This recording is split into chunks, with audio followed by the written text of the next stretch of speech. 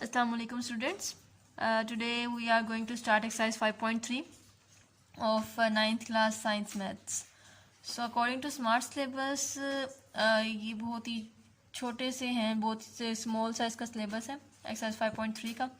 So question number 1 में से आपने part number 1, 4th and 5th करना है और question number 4.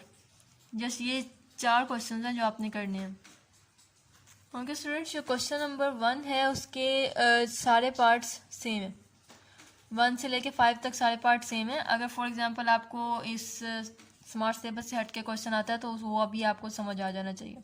Just values same है, वैल्यूज चेंज है, क्वेश्चन सेम है. क्वेश्चन नंबर 2 के दोनों पार्ट सेम आएंगे. सर क्वेश्चन नंबर 3 से लेके क्वेश्चन नंबर 7 तक सारे पार्ट्स सेम है. और अगर क्वेश्चन नंबर 4 में आपको करवाती हूँ तो आप बाकी क्वेश्चन भी खुद से कर सकते हैं.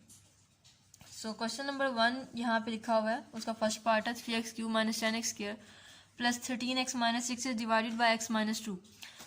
अब इसका यहाँ पे फ़ायदा क्या होता है, यहाँ हमने क्वेश्चन नंबर 1 में लिखा हुआ है use the remainder theorem to find the reminder.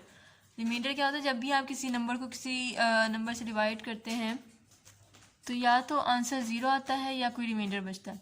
अगर आपका आंसर 0 आए इसका मतलब कि वो उसको टेबल को पूरा डिवाइड करता है. अगर पूरा डिवाइड ना करे तो उसका एक रिमाइंडर बचता है, तो उसे हम रिमाइंडर थ्योरम कहते हैं. तो यहाँ पे इज डिवाइडेड बाय x - 2, यहाँ पे हम डिवीजन नहीं करनी. तो ये एक डिवीजन का एक ऑल्टरनेट मेथड है कि आपके पास जो पोलिनोमियल से ये भी एक पोलिनोमियल है, ये भी एक पोलिनोमियल है, इस पोलिनोमियल से इस पोलिनोमियल को डिवाइड करना है. तो डिवाइड का मेथड क्या है कि आपने इसमें जस्ट यहाँ से वैल्यू निकालनी है और यहाँ पुट करनी है. तो ये डिवीजन का एक ऑल्टरनेट मेथड हो जाता है. सो आप लिखेंगे पुट x - 2 इक्वल टू 0. 0 क्यों रख रहे हैं, क्योंकि आपका जो आंसर है रिमाइंडर में वो 0 आना चाहिए. इस वजह से आपका ये जो आप लिखते हैं डिवाइज़र, इसे कहते हैं डिवाइज़र, इसको इक्वल टू 0 रखेंगे तो आपके पास x की वैल्यू आ जाएगी. ये जो x की वैल्यू आएगी ये आपने जो एक्सप्रेशन है दूसरा जो पोलिनोमियल है उसमें पुट करना है और जहाँ जहाँ x है वो जहाँ वहाँ पे पुट होगा. बाकी जो वैल्यूज़ हैं या पावर्स हैं वो सेम रहेंगी. सो 3 2 पावर 3 इज़ 8. उसके बाद आपने पावर्स ओपन करनी है पहले, उसके बाद मल्टीप्लाई करना है. 13 2 times 26 minus 6, 3 8 times 24, 10 4 times 40 plus 26 minus 6. अब आपने क्या करना है कि इसको डायरेक्ट आप कैलकुलेटर पे लिखें सारी वैल्यूज़ को और आपका डायरेक्ट आंसर आ जाएगा. 24 minus 40 plus 26 minus 6. So answer is 4. तो आपने यहाँ पे लिखना है p ऑफ 2 इक्वल टू 4. यहाँ पे इसको कर लें let p of x equal to, let कर लें कि ये जो पोलिनोमियल है आपके पास और इसमें आपने x की का 2 वैल्यू डाली थी, तो p ऑफ 2 मतलब कि polynomial value at x equal to 2 is 4. तो ये रिमाइंडर क्या आ जाएगा, 4 आ जाएगा. इसको हम कहेंगे रिमाइंडर. अब देखें यहाँ पे आपने विदाउट डिवीजन, कोई डिवीजन नहीं किया आपने और ये आपका आंसर जो है इस तरह से भी आ जाता होता है without division. So next part is part number 4. इसमें आपने क्या करना है कि जो आपके पास दूसरा पोलिनोमियल है डिवाइज़र है उसको पुट करना है for 2x + 1 equal to 0. So you get 2x equal to -1. यहाँ +1 हो रहा है, यहाँ पे जाके -1 हो जाएगा और x और 2 आपस में मल्टीप्लाई हो रही है, वहाँ पे जाके डिवाइड हो जाएगा. तो ये वैल्यू जो है आपने पुट करनी है इस p ऑफ x में. Let p of x is equals to 2x - 1 whole cube plus 6 3 + 4x whole square minus 10.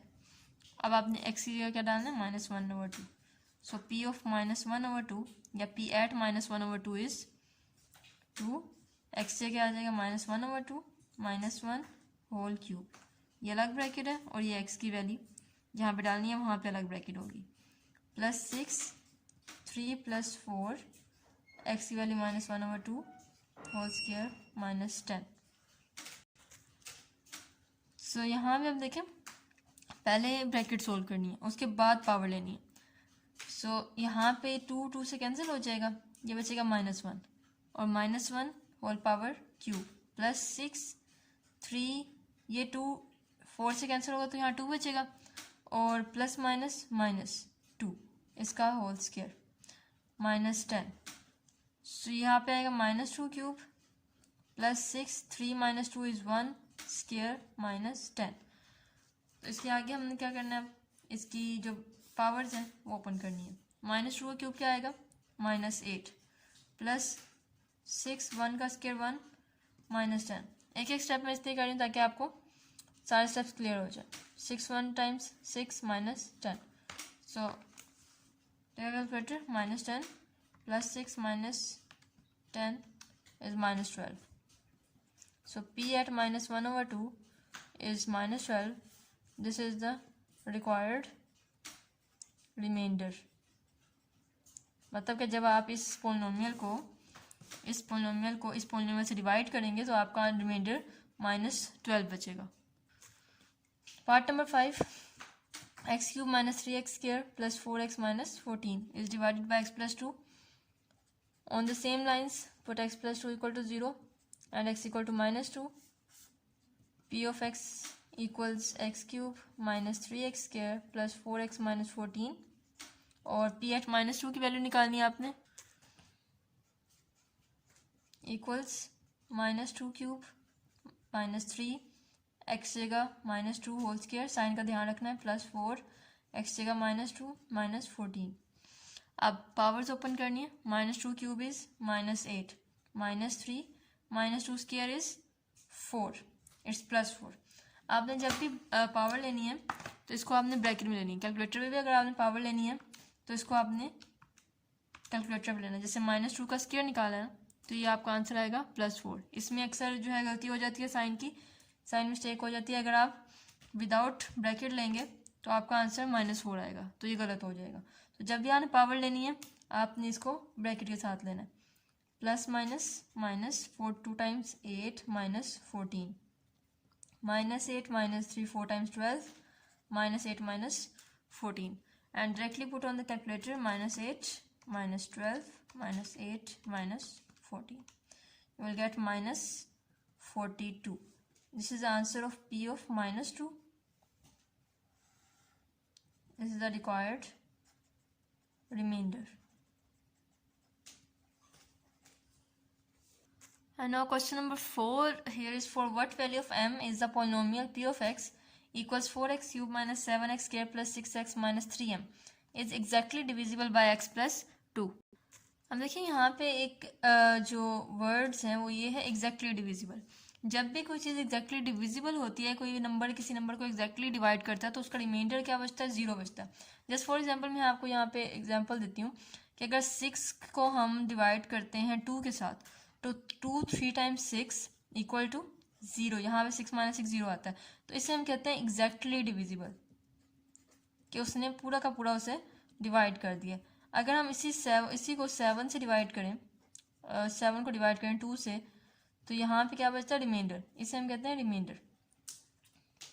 अब इसको हम कहेंगे कि 2 जो है वो फैक्टर है 6 का, लेकिन 7 का फैक्टर नहीं है। तो यहाँ पे आप बात समझने की कोशिश करें कि अगर यहाँ पे ये पोलिनोमियल एग्जैक्टली डिविजिबल हो x + 2 से, तो जो आपका आंसर होता है वो रिमाइंडर उसका 0 बचता है। क्वेश्चन वही है, ऊपर जैसे आपने क्वेश्चन पार्ट्स किए हैं बिल्कुल वैसे ही होगा। तो P of x यहाँ पे दिया हुआ है, गिवन है, तो लेट नहीं करेंगे क्योंकि ऊपर तो गिवन नहीं था कि P of x है, इसलिए हमने लेट किया था। यहाँ पे गिवन है कि P of x = 4x³ - 7x² + 6x - 3m। अब पुट x + 2 = 0। जैसे कि मैंने पहले बताया कि 0 के इक्वल क्यों रख लें, क्योंकि हमने रिमाइंडर 0 लाना होता है और वो एग्जैक्टली डिविजिबल हो जाता है फिर। तो x = -2, इसको हम x = -2 इसमें भी पुट करेंगे। यहाँ पे भी याद रखना है कि इस तरफ भी पुट करना है, इस सब नहीं भूलना। 4 × -2³ -7 -2² + 6 × -2 -3m। m की वैल्यू आपने फाइंड करनी है। अब यहाँ पे क्या आएगा, 4 × -2³ क्या आएगा, -8 -7 -2² इज 4 ± 6 2 टाइम 12 -3m। यह आया P of -2। अब क्योंकि यहाँ पे था कि एग्जैक्टली डिविजिबल है, इसलिए इसका रिमाइंडर क्या बचेगा, 0. Remainder according to given condition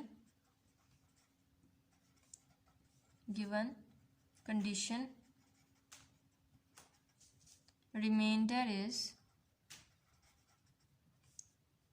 0. कैसे पता चला, क्योंकि यहाँ पे लिखा हुआ है एग्जैक्टली डिविजिबल. तो रखेंगे so p of -2 equal to 0. It means कि आपने जो ये सारा है इसको किसी को रख देना है 0 के इक्वल. 4 इंटू -8 मैं सारा लिख देती हूँ, -7 इंटू 4 -12 -3m इक्वल टू 0. जो भी आपका आंसर है वो इक्वल टू 0 आना चाहिए. तो आपकी m की वैल्यू आपने फाइंड करनी है. -32 -7 4 टाइम्स 28 -12 -3m इक्वल टू 0.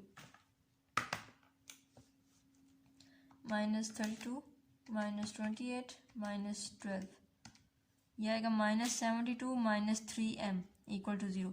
अब इन दोनों को माइनस नहीं कर सकते क्योंकि ये लाइक टर्म्स नहीं है, इस वजह से ये पहले वहाँ पे शिफ्ट हो जाएगा. -72 वहाँ जाके +72 हो जाएगा. -3m equal to +72. अब यहाँ पे m और -3 आपस में मल्टीप्लाई हो रहे हैं, तो ये जो -3 है ये वहाँ जाके डिवाइड हो जाएगा. m equals 72 over -3. तो इसको आप कैलकुलेटर पे डिवाइड कर लें या कटिंग कर लें, तो इसका आंसर आ जाएगा m equal to -24, which is the required answer.